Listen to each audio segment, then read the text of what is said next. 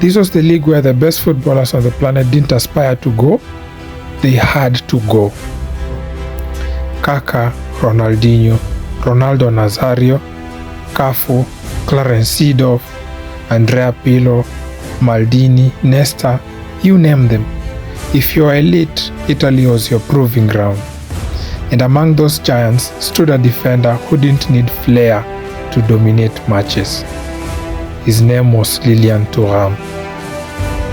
An animal at the Juventus backline, a defender with a rare blend of intelligence, physical power, and positional perfection. A footballer who made world-class attackers look ordinary, not through violence but through inevitability. And decades later, on one extraordinary night in the 2024-2025 Serie A season, that same man would sit in the stands helplessly torn apart because Juventus were playing Inter Milan. And both of his sons were in the match. One for the club was split between his sons. Lilian Thuram was never a product of hype. He was a product of function. Born in Guadeloupe and raised in France, Thuram's game was shaped by necessity, not indulgence. He didn't play to be admired, he played to neutralize danger.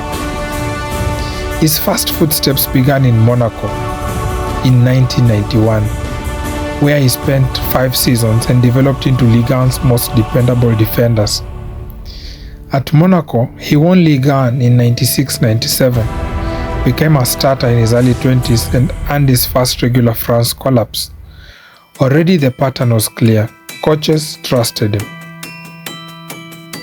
Then he moved on to Parma in Italy, and there his reputation exploded. Parma at the time were a defensive juggernaut. Just imagine Cannavaro, Buffon, and Thuram. With Parma, Thuram won the UEFA Cup of 1999, Coppa Italia in 99 and 2002, and Supercoppa Italiana as well in 1999. He wasn't just defending, he was dominating. By the late 1990s, Thuram was widely considered as one of the best defenders in the world, capable of playing both right back and centre back at the highest level. Then came 2001 when Juventus signed Lilian Thuram, and then everything aligned. This was Serie A at its most ruthless. Tactical perfection, minimal margins, and Thuram fit Juventus like destiny. Throughout his 5-year career at Juventus, he made 144 appearances, won 2 Serie A titles that were later stripped due to the Calciopoli, reached the Champions League final in 2003, and formed a legendary defensive unit with former teammates Cannavaro, Buffon, and then Zambrotta. Statistically, Thuram wasn't about goals.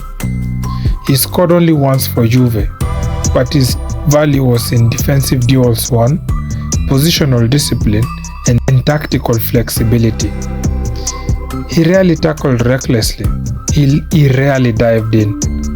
He waited, and when attackers ran out of ideas, he was already there.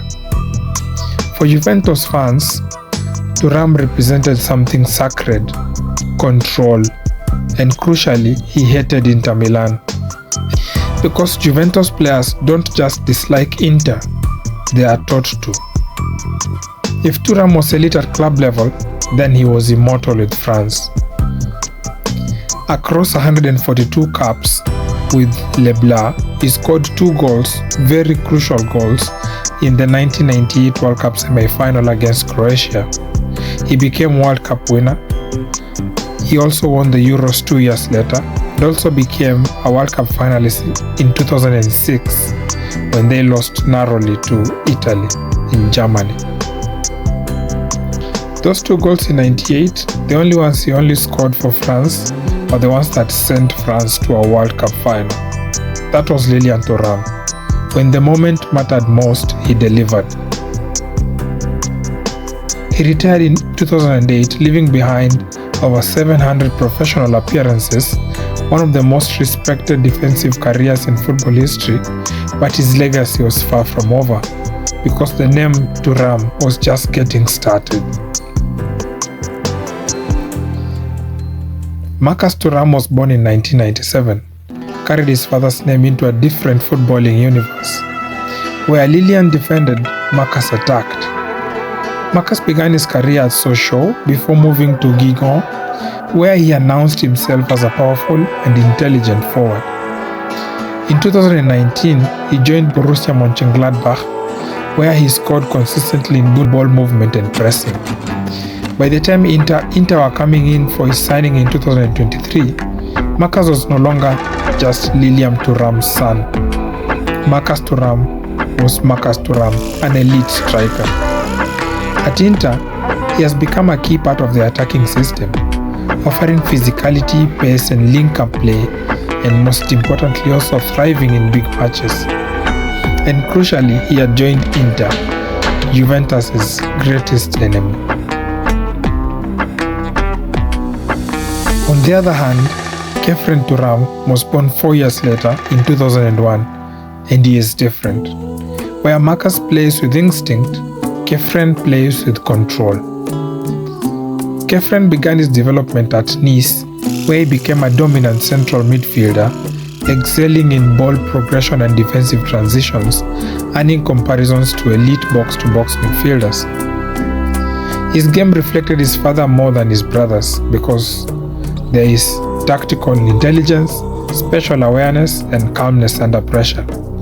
When Juventus signed him, it felt poetic because the Thuram name was returning to Turin.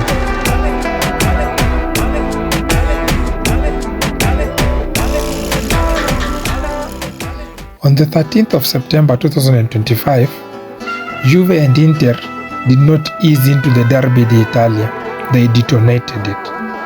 Juventus struck fast. In the 14th minute, Lloyd Kelly rose inside the Inter box and turned pressure into advantage.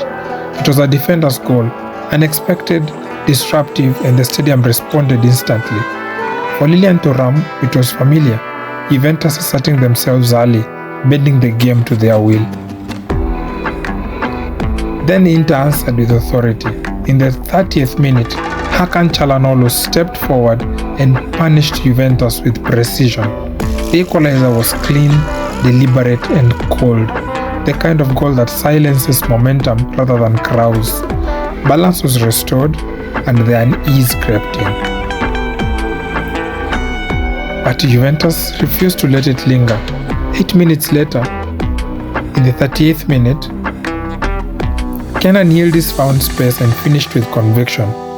Youth, bravery and instinct combined to tilt the night back towards the black and white. Juventus went into halftime ahead, the rhythm theirs again. But Inter do not accept control. Just past the hour mark, in the 65th minute, Hakan Çalhanoğlu struck again. Another intervention, another reminder. The game slipped once more from Juventus' grasp. And now it was no longer tactical, it was emotional. 2 goals conceded to the same man. The lead gone, the uncertainty gone. Then came the moment Lilian Thuram had spent a lifetime avoiding. In the same, not with apology, a forward's goal taken decisively, turning movement into punishment. Inter led for the first time in the match. Juventus trailed, and the son Lilian loved equally now wore the colors he had spent years resisting. Pride arrived first, instinctively, then guilt followed, uninvited. The stadium barely settled before the answer came. In the 82nd minute, Khephren Thuram arrived. A midfielder's timing, a composed finish, no excess. Juventus were level again, and the symmetry was cruel. One son had hurt him, the other had healed him.